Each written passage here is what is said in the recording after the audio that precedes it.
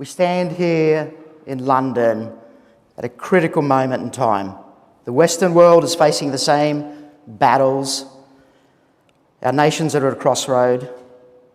We are fighting the same overreaching policies, dishonest governance, and cultural drift.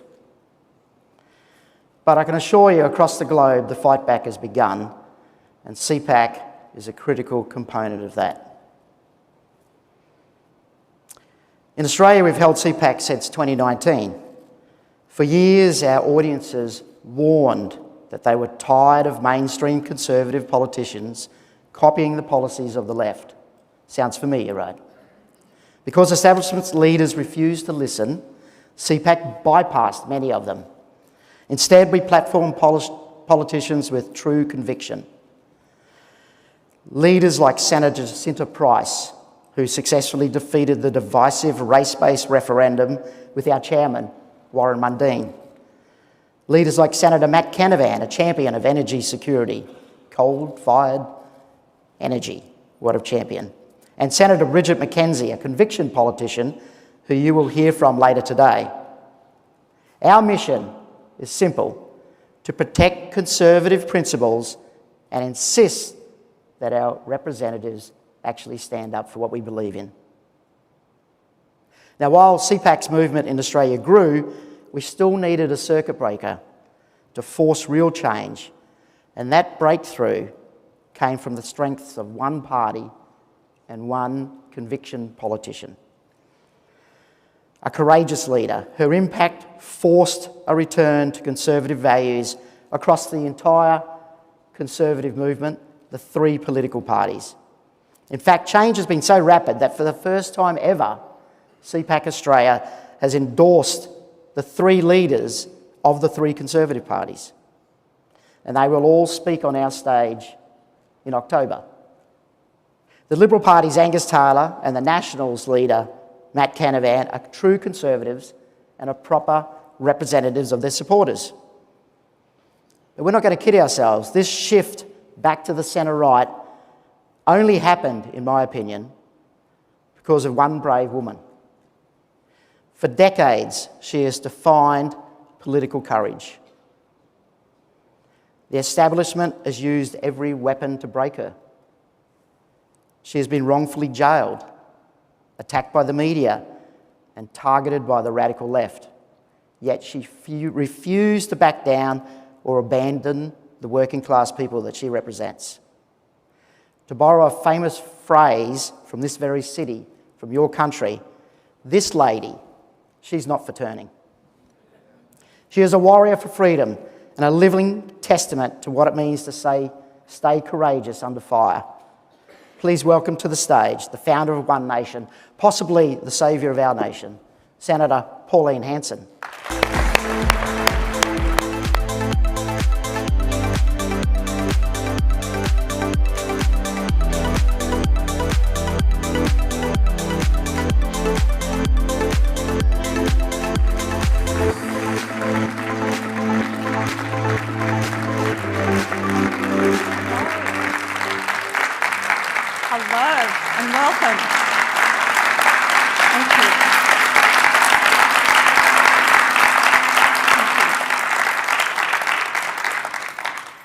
What a pleasure and an honour to be here. My first CPAC in Britain, and it's your first CPAC. We've had a couple in Australia, one in Sydney, one in Brisbane, and last year I attended the first time at Mar-a-Lago in Florida. You probably don't know me, but I know you. Because I see people like you that come to my meetings, who go to listen to what others have to say, people that are looking for change, for hope. Because we're all like-minded, we're concerned about our nations, our countries, where we're headed. And we keep asking questions. Why is it getting worse? Why aren't our politicians listening to us? Why do we see the decline of our nations? What hope is there for our youth? These are questions all the time being asked by my fellow Australians. I first got into politics, federal politics, in 1996 when I got first elected to the House of Representatives. and I was in there till 1998. I was a threat to the system. I was the not common politician. I was a person that spoke my mind and said what I believed. So the political force and the media had to get rid of me. So I lost that election in 1998. And due to my politics, I also faced a trial. A trial because I actually dared register a political party. And the charge was there were not 500 members of a political party, but 500 members of a sport movement. So I went through a trial of 6 weeks, a criminal charge. Now, originally it was a 6-month jail term or a fine. Prior to my trial, they changed that to 7 years retrospective. So I ended up getting charged, found guilty of the registration of a political party because they said they weren't 500 members' names of the political party, but the Pauline Hanson support movement.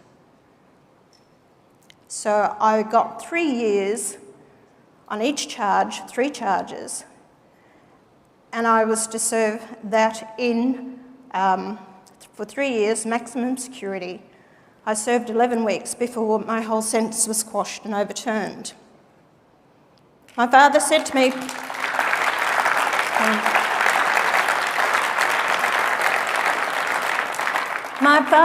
me, he said, Pauline, politics is a dirty game. You will never change anything. And I said, Dad, you know what? It's because of people like you and your attitude, that's why nothing will ever change.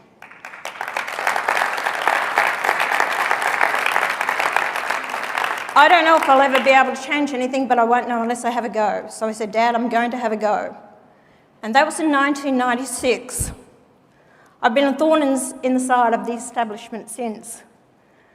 Fighting these politicians that half of them wouldn't have a clue what they're doing, have never run a business, never employed anyone. And then you have the bureaucrats that come out of the universities and tell the politicians who are incompetent, don't even know what they're doing, and running the country. I've been a small businesswoman most of my life. And I've had my ups and downs in life like every one of you. So I'm here and I got back into politics. I got re-elected in 2016 and I'm now in the Senate. I formed my political party in 1997, One Nation, Pauline Hanson's One Nation. Probably, it's been a battle for me. I was out of politics for 18 years before I came back. And in that period of time, we now got 6 members in the federal parliament. We won 7 seats in the South Australian state election. I've got a member in South Australia and I've got a couple of members in the Western Australia. Our polls have increased, thank you. Because the Australian people are waking up. They're finally, the light's been switched on. They're starting to realise we can't keep going down the same path that we're going. We can see what's happening to our country. And they keep asking themselves, if we can see it, why can't the politicians see it? And the greatest disaster that we've seen in Australia under this current Albanese Labor Greens government, because the Greens support them with the policy, with the legislation to get passed in the Senate. The whole issue that we have at the moment is mass migration. Under the current government, we've brought in 2 million people into the country. We can't cope with it. There's a lack of housing. We've got 150,000 people homeless, or people couch surfing, going from place to place. You've got families living in tents, people living in the cars. They have jobs, but they can't afford the rents. The rents are around about $650, $700 a week on average. And I was speaking to a couple of people in Sydney. They're paying $1,800 a week for accommodation in Sydney. You have the young ones now that feel they can never own their own home. The government keeps telling us we're building more houses. No, you're not. You're bringing in 2 million people in the last 4 years into the country. They're flooding our country with people that, you know, we don't know who they are. We brought in 3,000 people from Gaza were vetted in 24 hours. We don't even know who they are. We're bringing people in that have no intentions of assimilating. We see the change in our culture of what's happened to our nation. 30% of Australians are born overseas. 30%. I made a statement a couple of weeks ago and I said, I've always opposed, and I said it in my maiden speech in 1996, I opposed multiculturalism. I said we are multiracial, people from all different cultural backgrounds.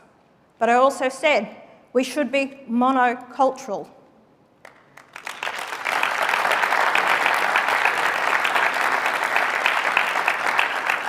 I have been criticised by that, and they said, how dare I? I'm disenfranchising those people that come to Australia. I said, no.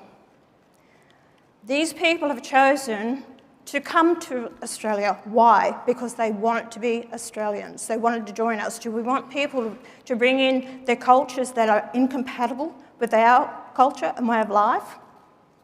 As I say to people, do I want Sharia law? No way in the wide world.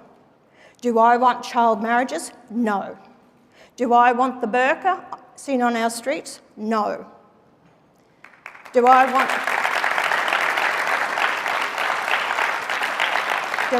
child marriages? No, I don't. Australia has benefited from the different cultures and people have come to Australia. And they have embraced our country, the majority have. But we've foregone our own culture, who we are. And we are told that we must think of those that have come to our country before ourselves. We must forego our cultural identity and embrace those that have come to Australia. Fair enough. But it also has to work the other way around. Those that come to our country must embrace who we are, respect our country,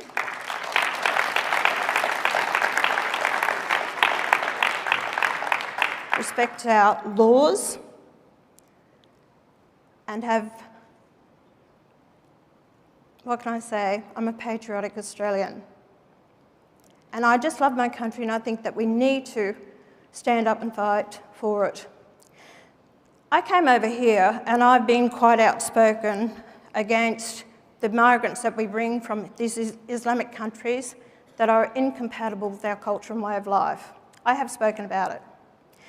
I don't know if you remember that woman who dared to wear a burqa on the floor of Parliament. Well, you may not recognise me, maybe you recognise the legs, but it was me.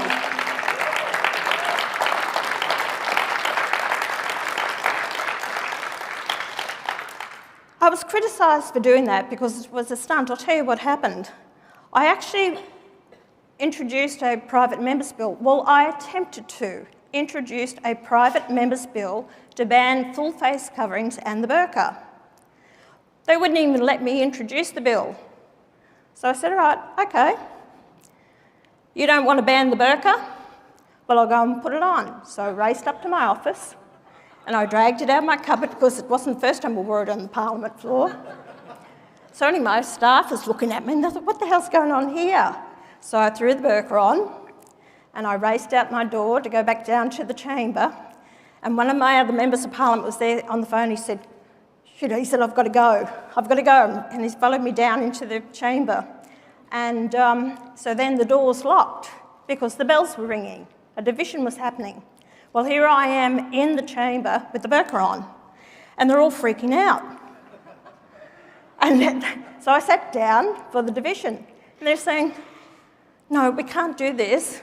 And because they're all carrying on, because you can't unlock the doors and leave until the divisions happen. So they're stuck in there with me. They couldn't go anywhere. So then they had the big guns come in, the leader of the chamber. Then they had to get the president into the chamber to try and settle it down. And they wanted me to go, and I said, sorry, mate, I'm not going anywhere. So I sat there.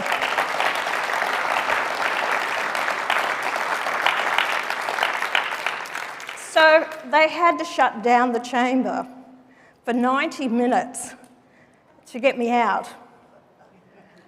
So it was the president came to see me and she said, I want from you that you won't wear the burqa again. And I said, what, for the rest of the day? She said, no, permanently. I said, I'm not going to tell you that. And I won't give them that word, my word on that.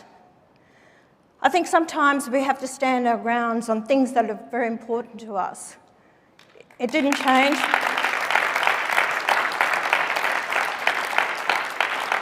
24 countries around the world have banned the burqa. Some of these are Islamic countries. And we are so stupid that we don't see the impact it's having on our country. And places that we go to in Australia, you see the full burqa. I went to Tower Hamlet, that's right, thank you, Tower Hamlet, just last week. Well, wasn't that a rude awakening to me, for myself, to go there? I felt I was in another country. I didn't believe this was England. And then I went up to Luton with Tommy Robertson. You know, I'm getting the feedback in Australia from the media saying, how dare I associate with Tommy Robertson? How dare I speak to him? How dare I go up to Luton to see what's happening there? Every time I've spoken about the high immigration and Islam in Australia and Sharia law and the imams and those ones on our street spewing their hatred, radicalisation that's happening in our country. There's 18,000 people under surveillance in Australia, 18,000 people. Asia, who is equivalent to your M5 here, they've actually come out and said they can't guarantee we won't have another terrorist attack. We just had Bondi last December, 15 lives lost. That's what is happening in Australia. And because I dare speak up against it, because I came over here to see, and I keep referring back to England all the time in Australia. Do I want our country to become like England? No. Do I want it to become like France? No. Germany, Denmark, Sweden, Norway, you name it, these countries, Canada, America, and it's happening around the world. And until we stand up and speak against it and create debate, nothing will change. Our countries are worth fighting for, to defend, speak about it, call it out, because it'll come a time you'll never ever change it. It's not easy to stand up sometimes and speak out because people point the finger. Oh, she's a racist, she's Islamophobic, she's xenophobic. I've had it for years. But it's when you have the people that will speak up, who are in touch with you, your thoughts, your process, because you feel the same. But you keep shaking your head and say, why can't they see what I see? Why can't they see the differences that are happening to our country? Why do we not feel comfortable and safe in our own country? Why is this happening? Nothing will change unless we, the people, stand up and speak out against it and stop being in fear of because you might have the finger pointed to you or you might feel so, scared.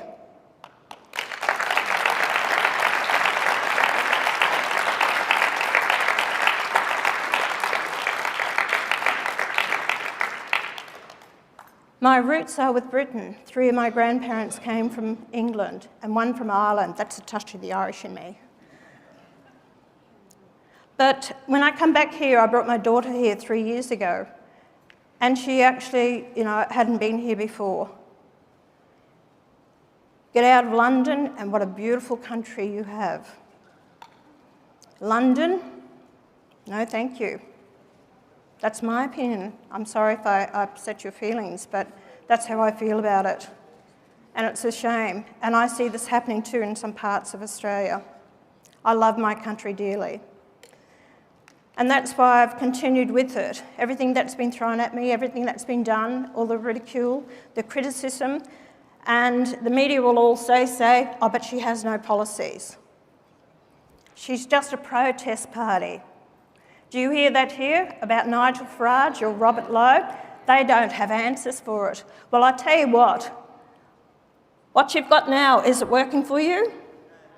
Why do we get criticised? Because we challenge the establishment, because we've got different views and points of view, and we want to make change. I have got policies. For the Australian media that hear, my policies are cut back on immigration to 130,000 a year, bring in those people with those skills to benefit our country. Don't bring people in that all they want to do is get onto our welfare system and feed off the taxpayer.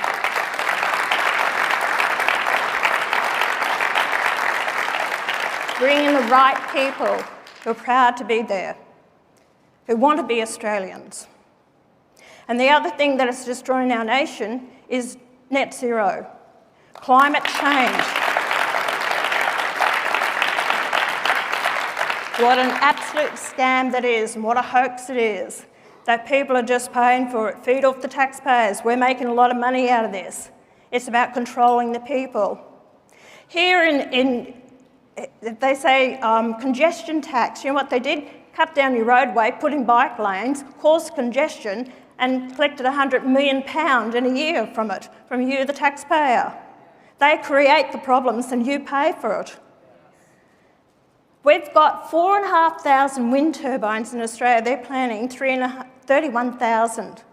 Transmission lines all over our beautiful country. They talk about the environment. Yet they're quite prepared to destroy the environment to put up these wind turbines.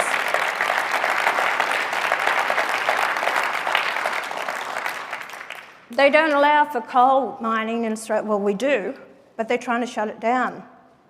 To make one wind turbine is 260 tonnes of coal. To put it in the ground, that wind turbine will take 1,000 tonnes of concrete. Then you can't do anything but bury it in the ground to get rid of it. How much environmental damage is that doing to our pristine forests they're destroying to put up these wind turbines? For what? And they only collect the power for 18 to 32% of the time. The rest of the time, 70% of our power comes from our coal-fired power stations. Oh, but we're shutting them down. We're smart over there. We actually only use 1%. Well, we export 7 times the amount of coal that we use for powering our own nation. We have the resources. We're one of the most resource-rich nations in the world. We have 25-30% of the world's uranium. Or don't use it for nuclear, but ship it out to other countries to use it. Don't use our coal, but ship it to China, whose emissions, with India, around about 60% of emissions, and Australia's 1% of emissions. We've shut down our industries and manufacturing. They can't cope anymore. The cost of electricity, it's gone up 200 to 300% in the last 4 years. We've lost over 1,400 industries and manufacturing. We've shut down 50,000 small businesses in the last 4 years that have gone insolvent due to high electricity costs. Government regulations, red, green, blue and black. And you ask me what's blue? United Nations, the agreements and treaties that we've signed with them. What is black? The Aboriginal industry, that you've got to get their agreement to allow you for anything to happen. If when you want to start a new mine in Australia, it can take you anything up to 9 years, even more. If you want to start a development or business in Australia, you're basically looking sometimes here 4 years. It's this constant control, pressure, and being controlled by governments and these bureaucrats. This is where One Nation wants to get rid of the Climate Change Department. We want to go back to the basics, get rid of the rules and regulations. We want to create investment. You know, one of our biggest suppliers, or that we sell our gas and coal to, is Japan. Japan now is saying, you're too unpredictable for us. We don't want to know, we don't feel we can do business with you anymore. You're changing the goalposts all the time. Once we lose these countries that are buying our resources from us, your honeypot's gone. And we can't keep affording to pay the bills in Australia, especially ever-increasing welfare bills that is happening. More people on welfare. A lot of people who should be working can't be working. But then again, as I said, people. You know, we're a democracy. You can work if you want to work. That's your right. If you don't want to work, fine. But don't expect to put your hand in someone else's pocket to pay for it.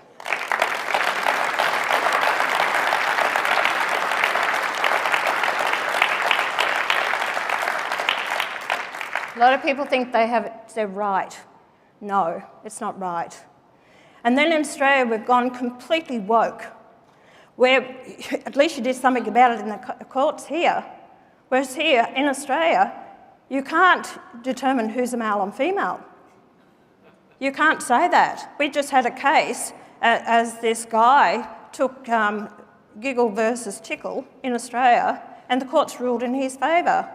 He was denied the right to get onto a platform, a female-only platform, and he was denied his rights because he claims he's a man. He's a woman. He looks, well, if it looks, walks and quacks like a duck, what is it? But even in Australia, you can actually change your birth certificate. So you can go and say, I'm no longer a female, I want to be a male, or vice versa. You can actually, at birth, you can determine what sex you want your child to be. This is how ridiculous we are. And you ask the Sex Discrimination Commissioner, oh, we have a board for this, right? You ask the Sex Discrimination Commissioner, what is a female? Can't answer the question. So what sort of job are they doing if they don't know the difference between sexes? There is only two sexes, male and female. That's it, biological sex.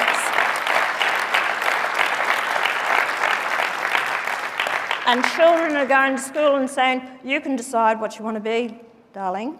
You can be a male or female. And then we have men's getting involved in female sport. They're actually men.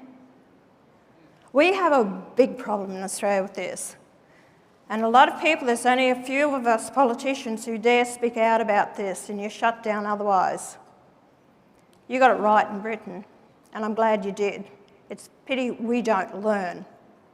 We're too stupid over there with these feminist organisations or these other ones or the activists and pushing their own agenda, that common sense has been pushed to one side, and we're worried about everyone's feelings where the majority of people know how, what is right, what is wrong.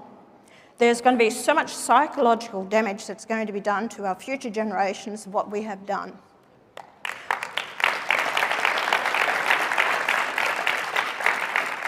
Just to finish up, ladies and gentlemen, it's a lot of people over the years have just kept their head down and kept saying, well, what can I do? I can't do anything. You're wrong. Not everyone wants to be a politician, and I get it.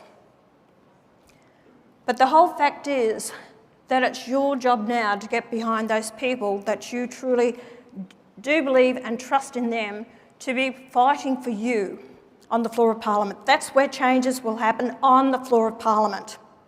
That's where you must get the right people elected. You can't keep going down the path that you have. I fear for England, I really do. And you were the crystal ball to me to come over here and see what's happened here. And I know I have been right from what I've seen. I believe that we're about 5 to 10 years behind England and where we are headed. And I'm not going to allow it to happen. I'm going to keep fighting this to get this young people. It's like I'm taking people and I'm shaking them, wake up. Stop burying your head in the sand anymore. Be accountable.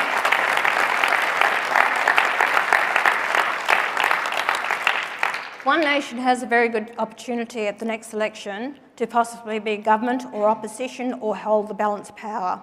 That's a huge responsibility. A responsibility I'm prepared to take on with those people beside me to work in the best interests of the people. I'm not there for the accolades or for the money or for my ego for any other reason than I chose to be a member of Parliament to represent the people to the best of my ability. I understand the responsibility that I've taken on. It's been making the right decisions without fear or favour. And until we stand up and fight for that, we're going to be in hell of a place, and our children and grandchildren will never understand, what our history is about, wherever we've come. And do not apologise for being white. I'm sick of hearing about white privilege.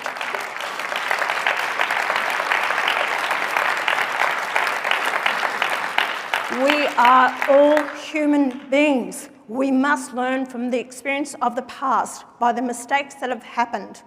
We don't repeat that in reverse now, and I see that happening. It has been my pleasure to address you today. Thank you very much. And to my fellow Australians here, good on, mate. Good on you, mate. See you back in Australia. Bye-bye. Thank you.